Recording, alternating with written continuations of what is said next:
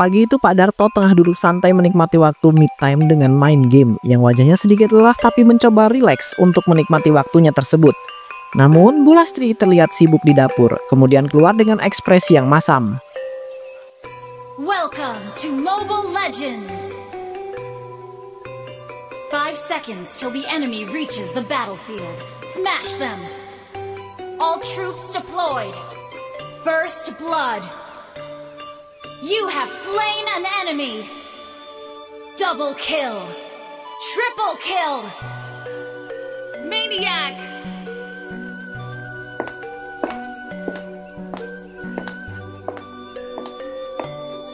Darto, baru jam segini kamu udah pegang HP, lagi-lagi main game.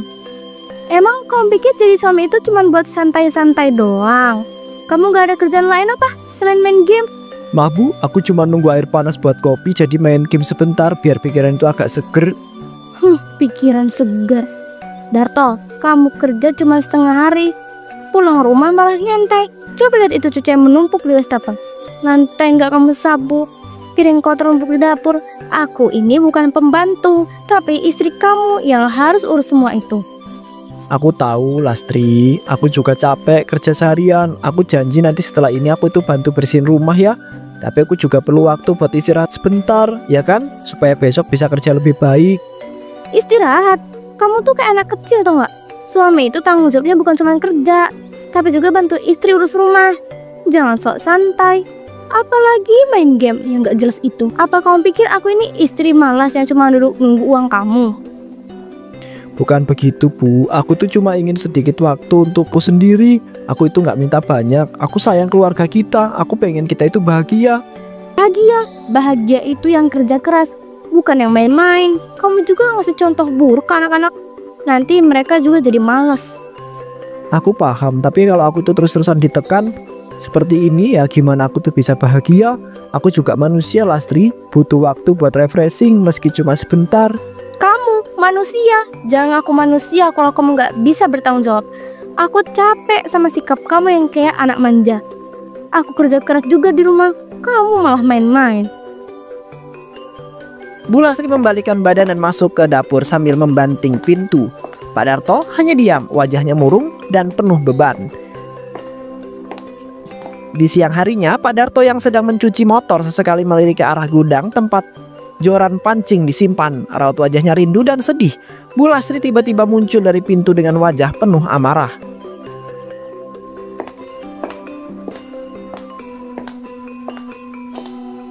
Jangan bilang kau mau mancing lagi, Darto.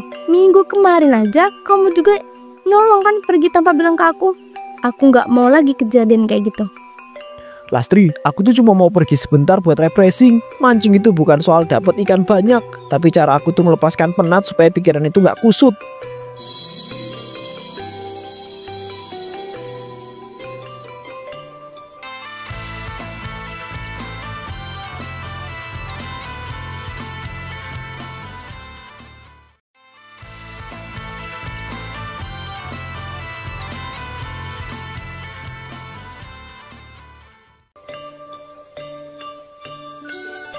Mancing itu buang-buang waktu.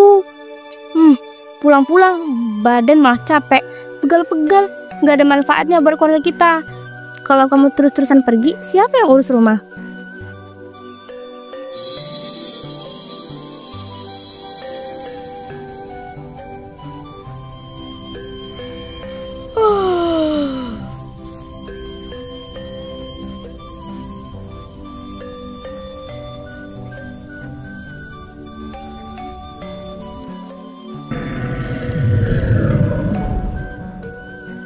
Aku ngerti kamu itu juga lelah, tapi aku juga butuh waktu untuk diri sendiri. Aku gak minta izin untuk bermalas-malasan. Aku cuma ingin sejenak bernapas dari tekanan kerja. Kamu laki-laki, kepala rumah tangga. Jangan pikir kok bisa santai-santai ke anak bujangan. Kok ada waktu luang, pakai untuk bantuin aku di rumah, bukan buat main-main. Lastri, aku itu sayang kamu dan juga anak-anak. Tapi kalau aku itu gak punya waktu buat melepas penat, aku tuh bisa jadi tidak sehat. Dan itu malah lebih bahaya buat kita semua. Kalau kamu mau capek, capeklah di rumah. Jangan pergi mancing.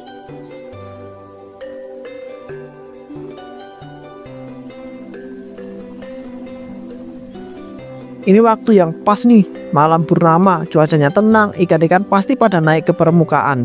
Bismillah, semoga aja ibu itu sudah tidur lelap di dalam kamar.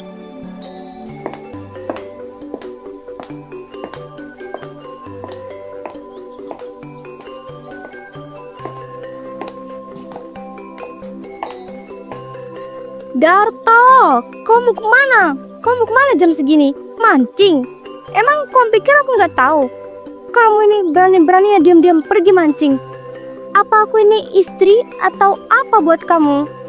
Lastri, aku cuma mau sebentar aja. Aku gak ganggu siapapun. Aku cuma perlu waktu sendiri untuk tenang dan juga istirahat pikiran. Aku janji pulang sebelum subuh.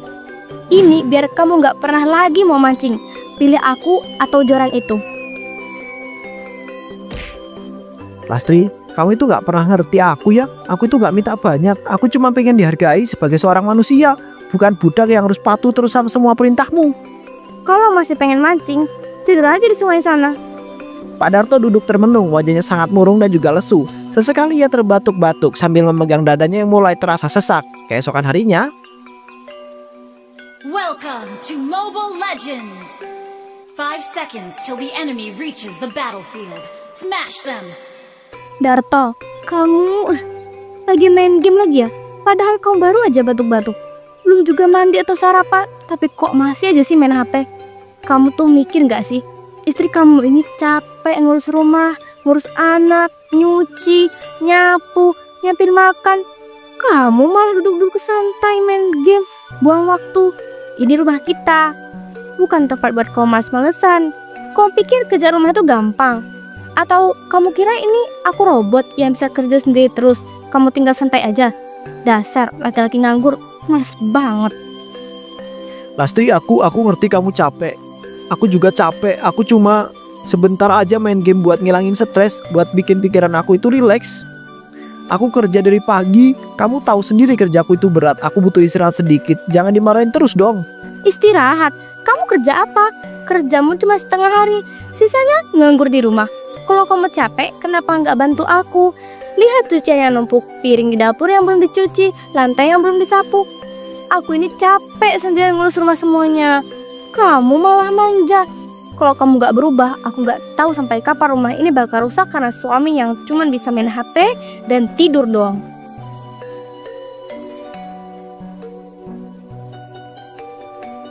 Darto, aku ada kabar yang bikin semangat nih. Minggu depan bakal ada turnamen mancing kecil-kecilan di kolam Cibuntu. Hadiahnya lumayan bro, bisa buat refreshing ketemu teman lama. Dan siapa tahu hoki dapat ikan besar.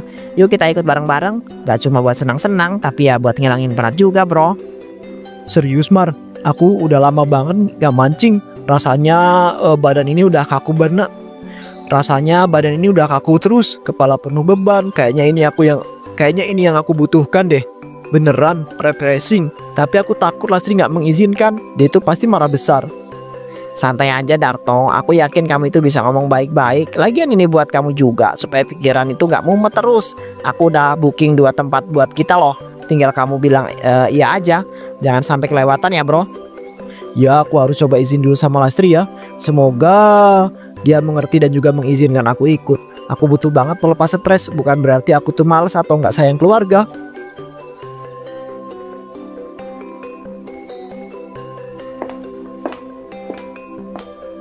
Lastri, aku cuma mau bilang, minggu depan ada acara mancing kecil-kecilan sama teman-teman lama. Aku pengen ikut bukan buat senang-senang, tapi ya biar pikiran aku itu bisa seger lagi. Aku udah lama gak merasakan ketenangan. Ini penting buat aku, buat kesehatan mental aku juga. Apa? Kau masih aja keras kepala mau mancing? Udah aku bilang berkali-kali, ini cuman buang waktu. Kau pikir aku senang liat kau pergi terus-terusan?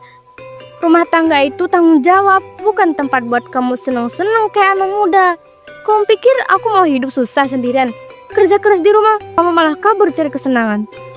Aku gak minta sering-sering loh ya. Cuma sekali ini aja. Aku udah terlalu capek, terlalu terbebani. Aku cuma ingin merasa dihargai, diizinkan buat sesaat melepas penat.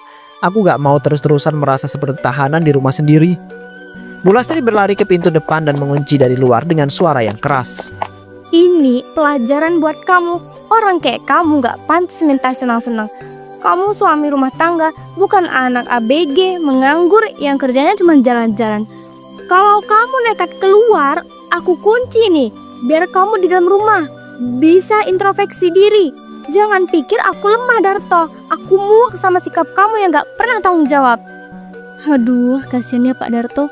Dulu orangnya ceria, selalu ramah dan banyak senyum. Sekarang mukanya murung terus, kayak gak punya semangat hidup. Dengar-dengar istrinya malah sering marahin dan memperlakukan dia kasar. Sedih banget ya liatnya.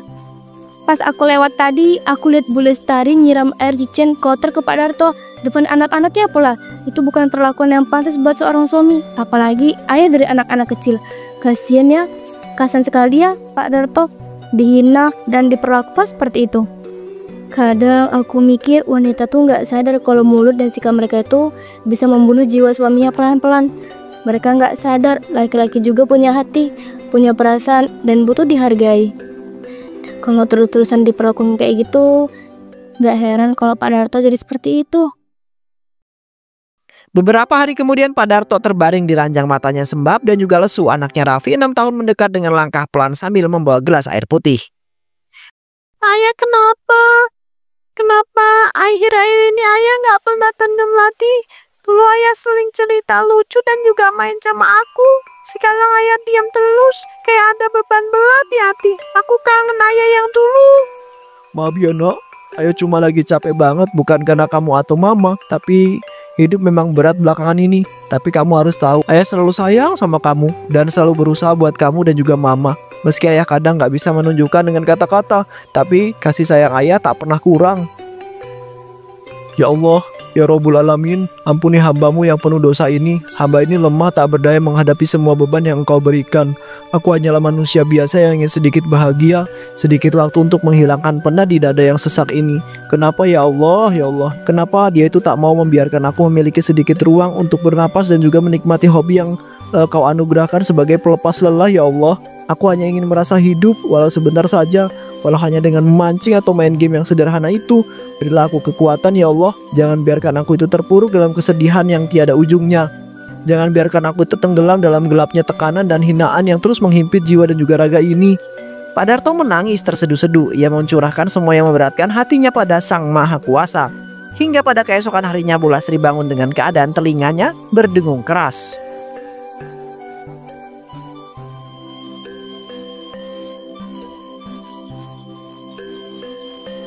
Aduh, apaan sih nih? Kok telingaku berdengung terus ya? Kayaknya kayak ada suara gaduh yang gak berhenti di kepala.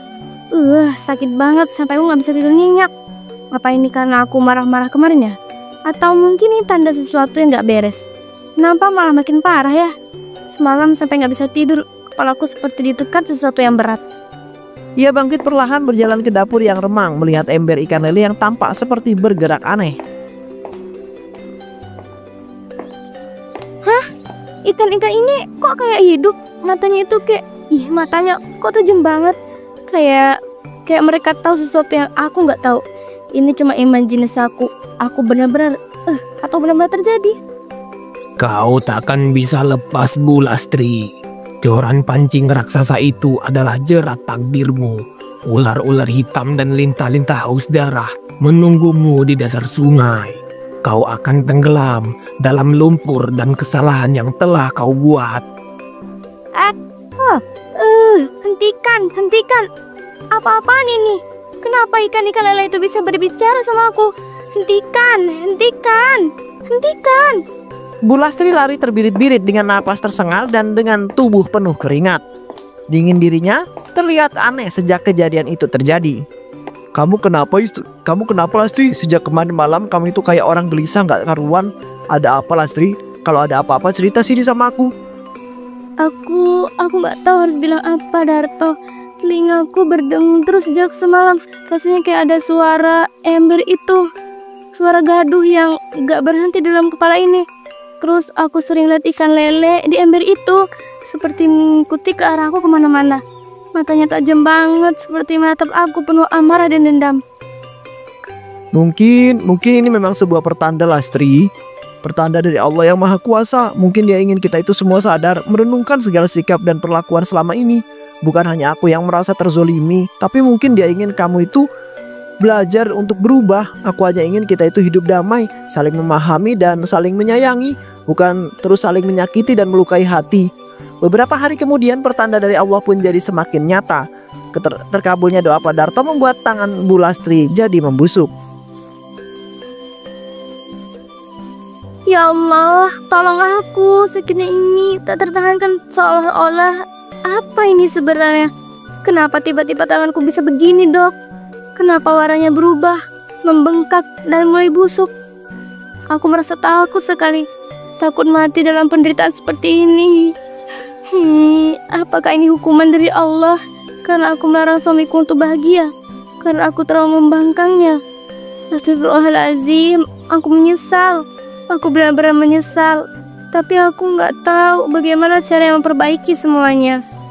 Bu Lestari, saya sudah melakukan pemeriksaan laboratorium lengkap.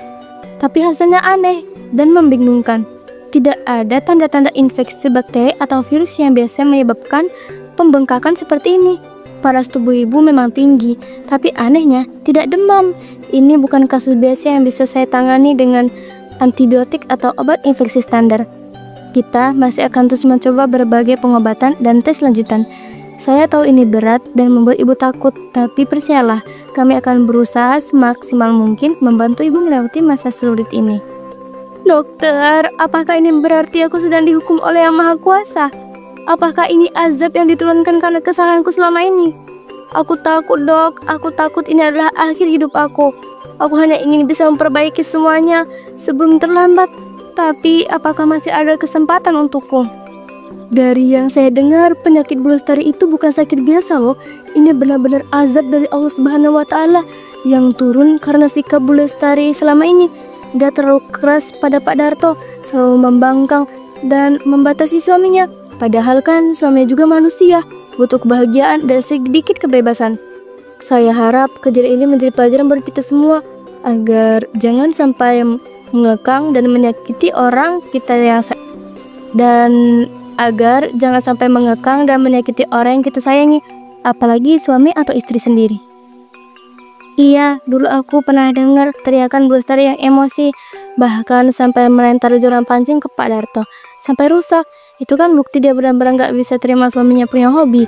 Sekarang tangannya membusuk, bengkak seperti itu. Itu bukan main-main, benar-benar peringatan keras dari Allah. Kita harus selalu ingat bahwa apa yang kita lakukan pada orang lain pasti akan kembali kepada kita. Kita harus lebih sering berdoa dan mendoakan Bu Lestari supaya mendapat rahmat dan ampunan. Tapi di sisi lain, ini jadi pelajaran berat bagi kita semua, agar tidak menyakiti hati orang lain, terutama orang terdekat. Astagfirullahaladzim, ya Allah, ampunilah aku. Tolong lepaskan aku dari siksa ini. Aku gak mau mati seperti ini. Lepaskan aku, tolong sembuhkan aku dari siksamu ini. Lastri, maafin aku ya. Aku gak pernah menginginkan semua ini terjadi pada dirimu. Kalau aku itu bisa memilih, aku lebih rela menanggung semua kesulitan dan lebih rela menanggung semua kesusahan daripada melihatmu menderita sampai seperti ini.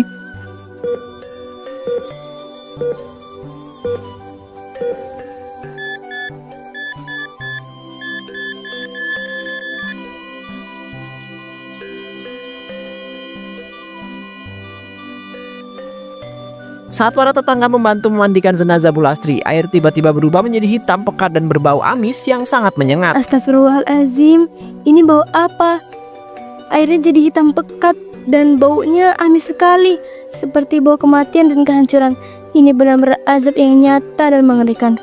Aku belum pernah lihat yang seperti ini sebelumnya. Ini bukan sekadar musibah, ini peringatan dari langit bahwa Allah tidak akan membiarkan orang yang mengekang kebahagiaan orang lain tanpa alasan. Semoga arwah Bu Lastri segera mendapatkan ampunan dari rahmat dari Allah Subhanahu wa Ta'ala. Lastri, istriku tercinta, aku tahu selama ini aku itu bukan suami yang sempurna. Aku sadar banyak salahku yang mungkin tak pernah kau pahami. Aku hanya ingin kau tahu, me time yang aku minta bukan berarti aku itu tidak mencintai keluarga ini. Bukan berarti aku ingin menjauh darimu atau juga anak-anak kita. Aku cuma butuh sedikit ruang dan waktu untuk menyegarkan hati dan juga pikiranku, agar aku itu bisa kembali pulang dengan jiwa yang lebih tenang, supaya aku itu bisa jadi suami dan juga ayah yang lebih baik, yang mampu membahagiakan kalian semua. Tapi aku tak pernah membayangkan kalau keinginanku ini justru membuatmu terluka dan akhirnya membawa kita ke ujung yang menyakitkan ini. Maafkan aku ya Lastri, maafkan aku yang tidak mampu membuatmu bahagia dan membuatmu merasa terkekang dan tersiksa selama ini. Teman-teman, kita semua harus mengambil pelajaran besar dari kisah Pak Darto dan Bu Lastri. Dalam sebuah rumah tangga, kita tidak hanya hidup berdampingan, tapi juga harus saling memahami kebutuhan satu sama lain. Setiap orang, suami atau istri, punya hak untuk punya ruang dan waktu sendiri untuk melepas penat dan menjaga keseimbangan jiwa. Kalau kita terlalu mengekang dan terlalu membatasi kebebasan sekecil apapun, itu malah bisa jadi racun yang merusak kebahagiaan yang seharusnya yang diserna. Betul Bu RT. Aku jadi teringat dulu waktu Bu Lastri sering marah besar karena Pak Darto ingin keluar sebentar atau punya waktu sendiri, bahkan sampai dilempar joran ke sungai. Tapi siapa sangka sekarang dia sendiri yang menderita, tangannya membusuk dan akhirnya meninggal dunia. Ini adalah peringatan nyata buat kita semua. Jangan sampai ego dan rasa cemburu yang berlebihan membusuk rumah tangga kita. Kita harus ingat juga doa orang yang terzalimi itu luar biasa kuat dan dahsyat. Doa Bu Lastri meski dalam kesakitan dan kesedihan pasti sampai ke Allah. Itu jadi peringatan buat kita untuk tidak sekali menindas atau menghalangi hak orang lain, terutama pasangan kita sendiri, karena kebahagiaan itu hak bersama dan harus juga dijaga dengan saling pengertian. Hidup dalam rumah tangga bukan sekedar soal bersama-sama menjalani hari, tapi lebih tentang saling memberi dan juga menerima dengan tulus. Memberi ruang bagi diri sendiri dan pasangan untuk tumbuh dan juga bernafas. Dan merasakan kebahagiaan yang sederhana karena cinta yang sejati tak pernah mengekang, melainkan saling membebaskan. Semoga aku diberi kekuatan kesabaran. Semoga aku itu bisa menjadi suami yang lebih baik, yang mampu mencintai dan menghargai istri dan juga anak-anak dengan sepenuh hati. Semoga aku itu bisa belajar dari kesalahan masa lalu dan tak mengulangi hal yang sama. Dan semoga cinta kita meski kini kau telah tiada, tetap abadi di hati dan juga doa-doaku. Aku berjanji Lastri, aku akan terus berusaha demi kebahagiaan keluarga yang kau impikan.